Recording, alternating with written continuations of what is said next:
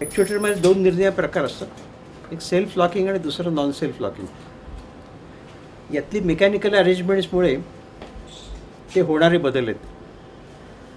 Self locking याचा अर्थ असा, वर्म शाफ्ट असतो, वर्म शाफ्टने वर्म व्हील फिरवल्यानंतर तो क्लोज होतो आणि जेव्हा पॉवर जाते तेव्हा वर्म शाफ्ट परत जागेवरती येतो.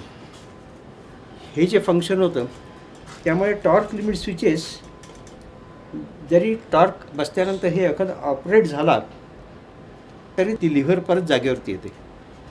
तर ही जागेवरती आल्यानंतर त्या डायरेक्शनमध्ये परत ॲक्च्युएटर सुरू होऊ शकतो.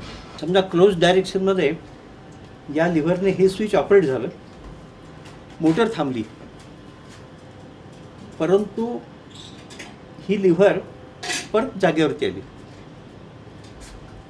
याचा अर्थ असा होतो की त्या डायरेक्शनमध्ये तुम्ही मोटर चालू केली परत, तरी ती थोडा वेळ का होईना चालणार आहे.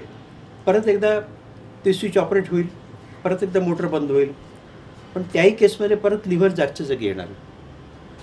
ॲक्च्युअल फंक्शन कसं होतं व्हॉल्वमध्ये हे मी तुम्हाला आता डेमॉन्स्ट्रेट करणार आहे. क्लोज डायरेक्शनमध्ये जेव्हा काही ऑब्स्ट्रक्शन येईल त्यावेळेस ही लिव्हर पुढे जाईल आणि हा स्विच ऑपरेट होऊन मोटर थांबेल.